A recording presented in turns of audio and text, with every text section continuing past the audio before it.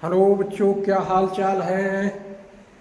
प्यारे बच्चों, देखते हैं आज हम आगे उस क्रम में वीडियो के प्रतिशतता के बारे में बताएंगे। जैसे यहाँ पे सवाल लिखा हुआ है, आज हम आय और व्यय के प्रतिशत के बारे में आपको बताएंगे। इस क्वेश्चन को जरा देखिए। ऐसे लिखा है, यदि कोई व्यक्ति अपनी आय का X% खर्च करता तथा बाद में शेष का Y% खर्च करता तो बचत Z है, तो आय बताएं। प्यारे बच्चों, जब आय निकालने लगते हैं, एक आय निकालने वाला सवाल आता है, एक बचत बताने वाला सवाल आता है। इस तरह दो टाइप के सवाल आते हैं। तो प्यारे बच्चों, इसमें अगर हम बचत की बात करेंगे या आय की बात करेंगे तो आय निकालने के लिए हमको क्या करना पड़ता है। जैसे हम यहाँ पर आय निकालेंगे तो आय में क्या लिखना पड़ेगा। आय में लिखा जाएगा जितना बचत है, हमारी बचत हमारी जेड है तो लिखेंगे जेड गुणे, ऊपर लिखेंगे 100 अपान कितना खर्च करता है। जैसे मान लीजिए X%, कितना खर्च करता है X%। तो प्यारे बच्चों, इसको बहुत ध्यान से हम देखेंगे। जितना खर्च करता है उसको हम नीचे लाएंगे। जैसे कितना खर्च करता है X% खर्च करता है, तो हम यहाँ पर और एक बात समझेंगे इसमें। जैसे मान लीजिए 100 में कुछ खर्च करते हैं, मान लीजिए 100 में 20% खर्च करते हैं, कितना बचता है 80% हमारा बचता है। तो यही तो हमारा बेसिक बात निकल रही है। यहाँ पर X% कह दिया है तो लिखेंगे हम जेड, बचत का जेड गुणे लिखेंगे 100 माइनस X, और इसके बाद शेष का Y% लिखेंगे Y अपान 100 माइनस Y। ये हमारा बेसिक सवाल हो जाएगा। यहाँ पर आय निकालने के लिए ये फार्मूला का यूज करेंगे। और बचत निकालने के लिए हम कौन सा फार्मूला यूज करेंगे। बचत के लिए इसी का जस्ट उल्टा कर देंगे। ये हमारा जेड क्या था, बचत था, तो जेड अगर हम नीचे लाएंगे तो ये पलट जाएगा। तो बचत में हम क्या लिखेंगे, आय ऊपर लिख देंगे, गुणे लिखेंगे 100 माइनस X अपान 100 गुणे 100 माइनस Y अपान 100। तो प्यारे बच्चों, ये दो फार्मूला है जिससे इस टाइप के सवाल लगाया जा सकता है। तो प्यारे बच्चों, ये सवाल से समझ में आ रहा होगा कि अब इस तरह के सवाल अगर दिया रहे, बचत दिया रहे तो आय निकालना है, अगर आय दिया रहे बचत है तो बचत इस तरह निकाल लेंगे। अब जरा हमें बताइए, हम एक सवाल देते हैं, इसमें कैसे निकालेंगे। देखिए जरा सा, एकदम सिंपल सी बात करेंगे, थोड़ा इसको समझिएगा। जैसे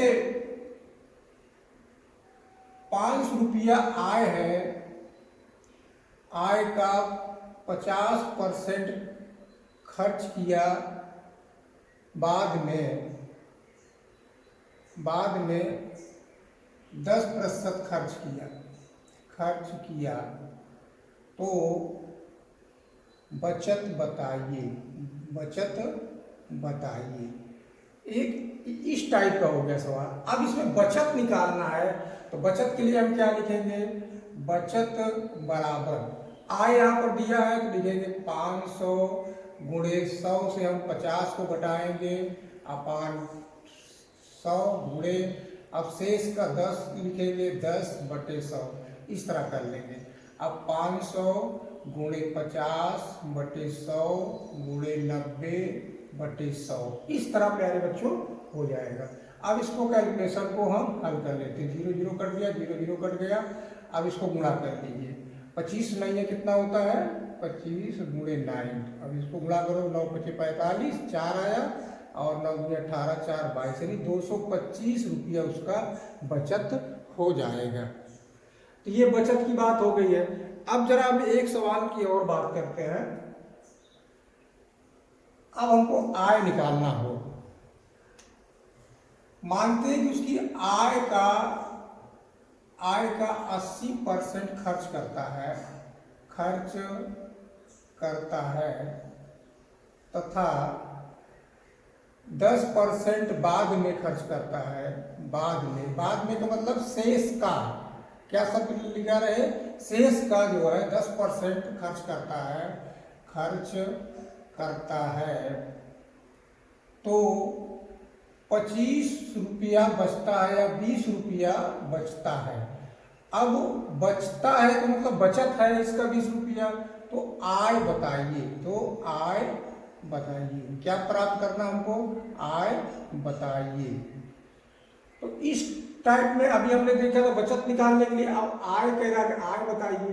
तो आय के लिए हम क्या करेंगे, लिखेंगे आय बराबर बचत गुणे 100 माइनस, लिखेंगे इसको 100 माइनस 80 गुणे इसको कितना लिखेंगे 100/100 माइनस 10, ऐसे लिखेंगे। क्लियर हो रही बात। अब यहाँ पर मान लीजिए संख्या काटने पे ज्यादा होगा, पॉइंट में आएगा, तो इसको हम 200 रुपया मान लेते हैं। कितना खर्च कर बचाता है 200 रुपया, इसको हम 200 रुपया करते हैं, जिससे कैलकुलेशन हमारा इजी हो जाए। तो अब 200 गुणे इसको लिखेंगे 100/20 गुणे हो जाएगा 100/90, ऐसे हो जाएगा। अब 0 0 काट दीजिए, 0 0 काट देंगे हम। अब 2 से 2 कट जाएगा, बचा कितना 100 से 100 को गुणा कर दीजिए, कितना हो गया 100 से 100 में गुणा, 100 से 100 में गुणा करेंगे आएगा 10,000, 4 0 अपान हो जाएगा 9। अब इसको भाग कर लेंगे तो 9 1 के 9, अब बार बार 1 1 इस तरह प्राप्त होगा, 9 1 के 9, फिर 1 फिर 1 फिर 1, लगभग पॉइंट इसी तरह होता चला जाएगा, लगभग 1111 रुपया हो जाएगा। तो कहने का मतलब है कि हमारी आय प्राप्त हो गया। क्या प्राप्त हो गया, आय प्राप्त हो गया। तो कहने का अर्थ क्या है कि अगर बचत निकालना हो तो ऊपर रख देते हैं, आय निकालना हो तो नीचे रख देते हैं।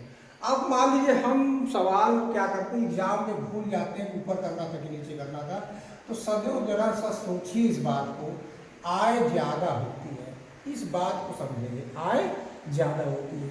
ज़्यादा होने का मतलब है कि उसमें हम ज़्यादा आने का मतलब है कि नीचे जो रहेगा अगर कम से हम भाग करेंगे, नीचे कितने से कम से भाग करेंगे, तब हमारा मान जो है यहाँ पर जो भी वैल्यू रहे, अगर हम कम से भाग करेंगे तो ज़्यादा आएगा। तो ज़्यादा क्या होती है, हमारी आय होती है। ज़्यादा क्या होती है, आय होती है। बचत हमारी कम आती है, आय सबसे ज़्यादा रहती है, तो बचत हमारी क्या होती है, कम होती है। तो कम का मतलब है कि नीचे ज़्यादा से भाग करेंगे, नीचे ज़्यादा से भाग करेंगे।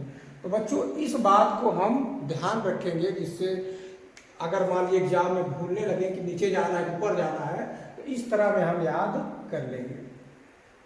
अब बेसिक टर्म की हम बात करेंगे बच्चों। इस बेसिक टर्म में क्या हमको देखना है कि जैसे मानते हैं कि हमने जो है हमने 20% खर्च कर दिया, 20% खर्च कर दिया, इसका मतलब है कि 20% खर्च कर दिया, तब हमारे पास अभी कितना बचा है, अभी हमारे पास जो बचा है वो 80% बचा हुआ है। क्लियर हो रही बात बच्चों। अगर कोई ये कहे कि हमने 50% खर्च कर दिया तो कितना बचा है हमारे पास, यानी हमारे पास अभी 50% और बचा हुआ है। तो इस टाइप के भी सवाल थोड़े से आ जाते हैं, जरा उसकी बात हम समझते हैं। जैसे एक बेसिक सवाल होता है कि जैसे कहे कि आय का 75% खर्च कर दिया, तो 75% आय को खर्च कर दिया, तो बचत जो है, बचत 25 रुपया बचता है। बचत कितनी होती है, 25 रुपया की बचत होती है।